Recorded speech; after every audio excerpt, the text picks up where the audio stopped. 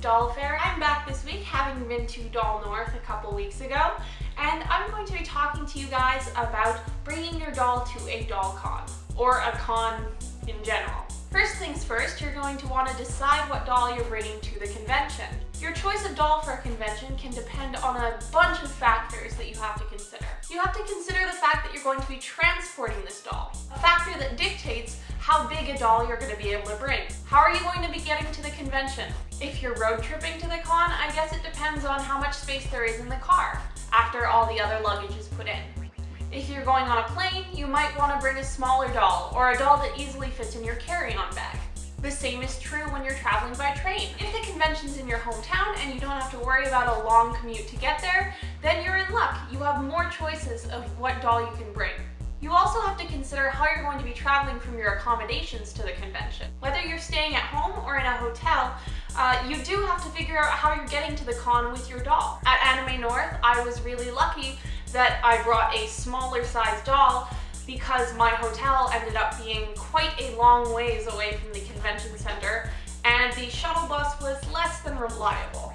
Most of the time we ended up walking to the con, and if I had had to carry an unwieldy SD-sized doll, it could have been pretty tiring. Once you've figured out how much effort it's going to take to get your doll to the con, then you can start weighing whether it's worth it to go through all the effort. Does the convention you're going to have a doll convention, or is it itself a doll convention? If so, then you might be more inclined to bring a doll with you. Depending on the amount of time that you're going to spend at the sub-convention, you might weigh how much effort you're willing to put into bringing a doll. Personally, at Anime North, I was there for not just the doll convention. I spent some time at Doll North going to panels in the marketplace, but that wasn't my primary reason for going to the convention.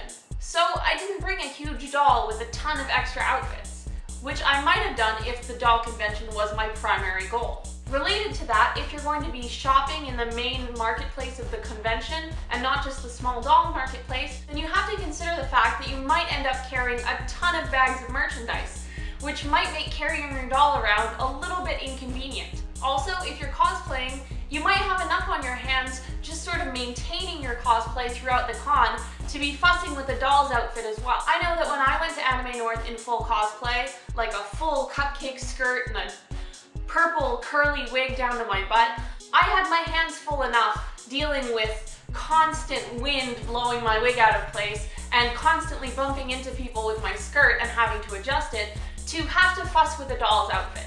Which is why I'm happy that I brought just a small YOSD. If you decide to bring a doll though, and you're cosplaying or otherwise dressing up for the con, you have a unique opportunity for twinning or cosplaying with your doll, where you either wear cosplay from the same series, or you dress your doll up exactly like you. So once you've got your doll at the con, what is there to do? Well, you're going to want to make sure you have an appropriately sized, safe carrying case for the doll or dolls that you're bringing. You have to consider how you're going to be transporting them between panels, between buildings, as I found out the hard way. Anime North has a ton of buildings that the con is held in. Carrying it in your hands the entire con, while fun and cute, might not be the most feasible and convenient. Within panels and events and screenings, what have you, you're going to want to keep an eye on your doll. Especially in non-doll spaces where people aren't so acquainted with what BJDs are, you're going to want to keep an eye on your doll and make sure that nothing terrible happens to it. The first time I took a doll to a con, I was really excited to have her. I hadn't thought it through at all. I was carrying her around in my hands. We went into one of the screening rooms and I sat her down on the chair next to me. I thought it was really cute because I'm watching the movie, she's watching the movie with me, she's sitting down in her little dress. It was fun, it was exciting, and then all of a sudden, I'm not paying attention, and I hear a thud, and then some guy behind me going, oops. Now, I turn around, and he's like, oh, I'm sorry, I just wanted to touch her hair. Okay, and that's how he died. Just kidding, and I learned a valuable lesson in keeping an eye on my doll. So you have your doll, you're at the convention, there's other people around, they might ask to hold your doll. Remember, you don't always have to let anyone hold your doll if you're not comfortable with it. You're the doll's owner. If you trust the person, however, you can let them hold your doll all you'd like. If you want to hold someone else's doll, remember that they don't have to let you do so. So don't pressure them if they say no or that they're uncomfortable with it. And if they let you hold the doll, be very careful with the doll. Treat it better than you would your own. You never know what might be a little bit delicate with the doll's outfit or face up, so just sort of err on the side of caution and don't treat the doll any way that you wouldn't treat your own. I ended up babysitting someone's April Story SD girl for a while she headed a panel.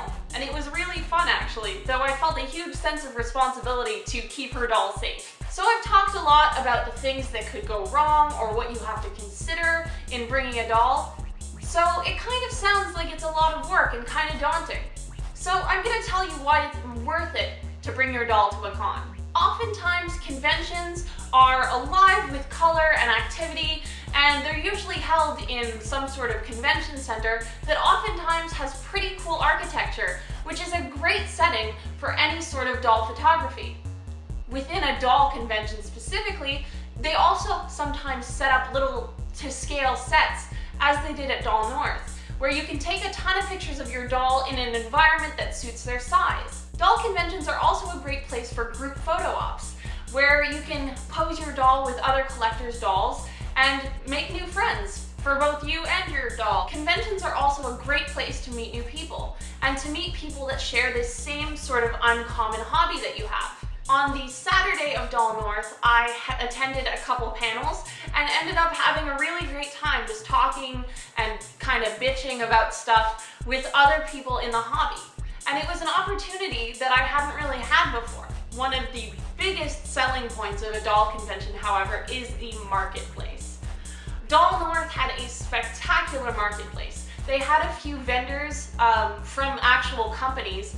Zoom was in attendance, and I bought this pair of little white magnetic wings, and they're really cute, and it was great to be able to see them in person and understand the scale of them before having to commit to buying them. Doll marketplaces at conventions are one of the few places where you can see the scale of things, see the color of things, basically see the items as they are before purchasing them, rather than trusting company photos and just sort of going off the description online, which can sometimes lead to things not fitting your doll. There was also a ton of clothing vendors and my personal favorite, miniature food vendors.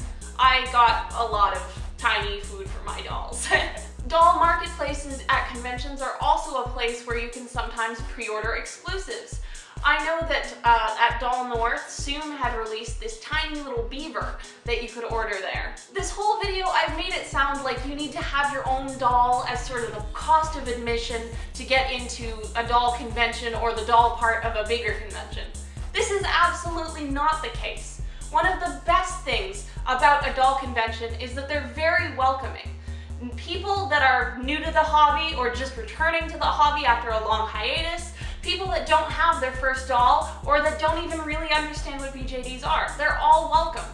One of the panels I went to was chock full of people that didn't really know what these dolls were, but that thought the panel sounded interesting and decided to show up. Doll conventions can be a great place for a person new to the hobby that isn't sure about committing to buying a doll of their own, to handle someone else's dolls and see how they like playing with them, posing them, before actually buying their own. It's also a great place to make some social connections before entering the hobby full on. Also, if you're not into waiting for a doll for months and months ordered from the company, if you're impatient to start in the hobby, then you might be able to buy full dolls that are available for sale in the marketplace, which is appealing to many new members. I actually got my first doll as a result of a raffle that was held at a doll convention that I went to here in Montreal. It was the first edition of Doll Fest, a sub-convention within Otakuthon here in Montreal.